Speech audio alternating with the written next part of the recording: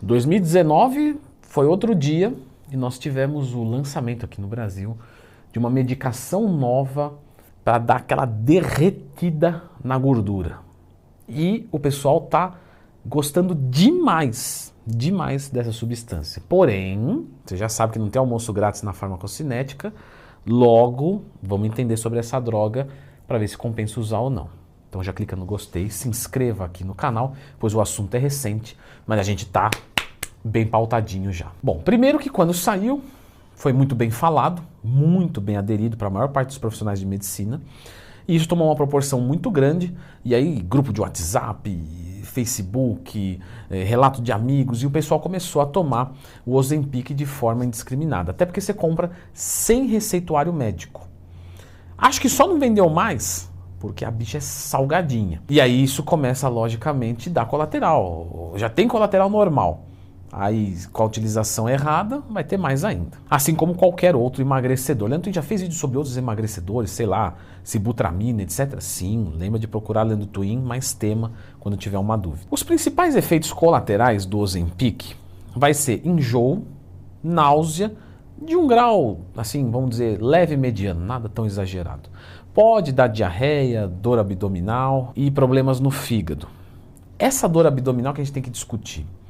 Porque às vezes você come com ele e a digestão fica mais lenta, eu já vou explicar como é que funciona, e você sente uma dorzinha. Mas às vezes também pode ser o seu pâncreas já lascado, e isso é muito perigoso. O uso prolongado do Ozempic vai causar problema no pâncreas. Você vai ver um apontamento de amilase, que você faz isso no exame de sangue e você vê um aumento considerável dessa enzima. Bom, o Ozempic, ele é a semaglutida, que esse é o nome genérico dessa medicação. Mas vamos chamar de Ozempic aqui para ficar mais fácil, que é o nome mais popular.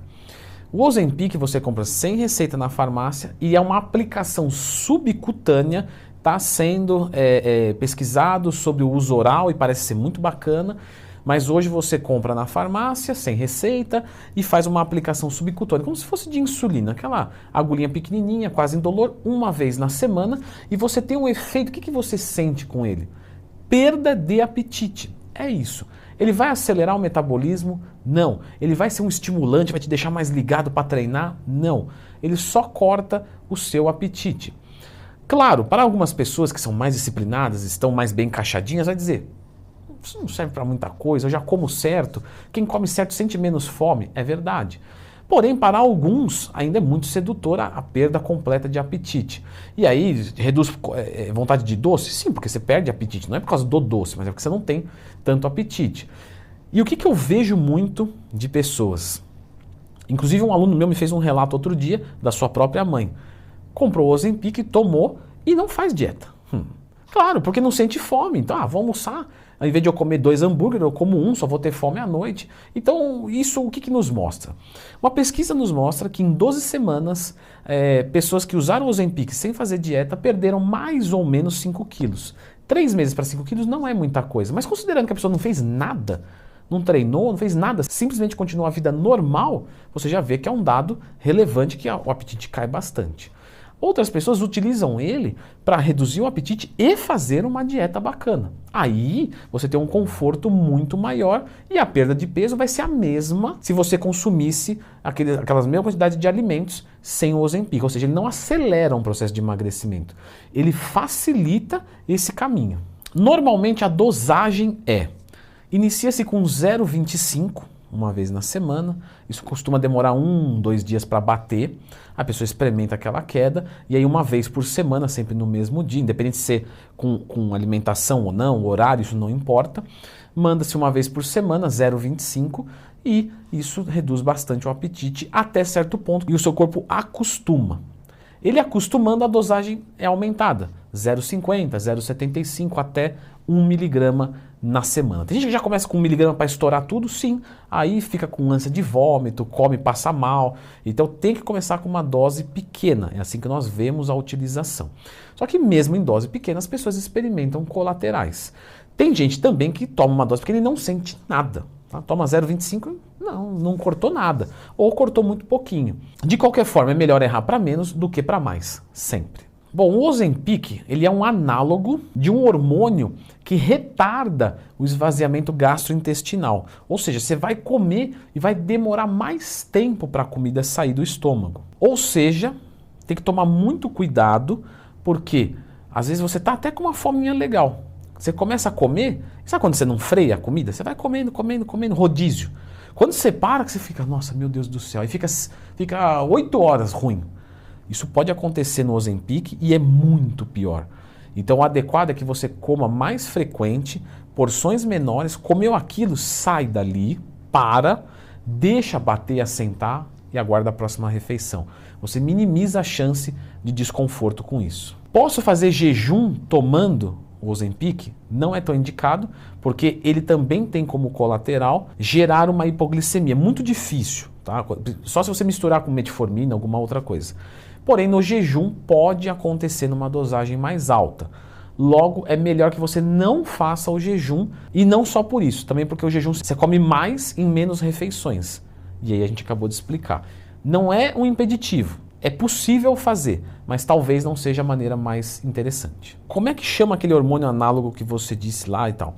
É o GLP-1. O GLP-1, entre outros efeitos, aumenta a quantidade de insulina que você manda. E é por isso que ele é utilizado para obesidade e diabetes. Diabetes, obviamente, do tipo 2. Por que ele está sendo usado para o emagrecimento? Porque o GLP-1, apesar de não ter sido estudado para isso, ele reduz o esvaziamento gástrico e com isso você sente mais saciedade, menos fome, automaticamente você tem um processo de emagrecimento mais facilitado. É o que a gente chama de medicação off-label. Não é para aquilo, mas para aquilo parece que está servindo bem. Então ele não foi aprovado para obesidade. Não foi. Ele não é, legalmente falando, pelo Conselho de Medicina, utilizado para o emagrecimento. Mesmo sem ele ser indicado para obesidade, um médico pode prescrever para o emagrecimento? Pode, mas tem que ser um especialista. Fora os enjoos, diarreia, vômito ou até mesmo constipação, temos outros efeitos colaterais? Normalmente fica mais ou menos nisso e normalmente vai se descontinuando, tanto é que você precisa de um aumento de dosagem. Quando falamos de um tempo, o que observamos? De 2 a 4 meses. Por que você precisa de uma orientação médica? Porque se uma amilase for lá para cima com 3 semanas, meu amigo, tem que parar. Ferrou.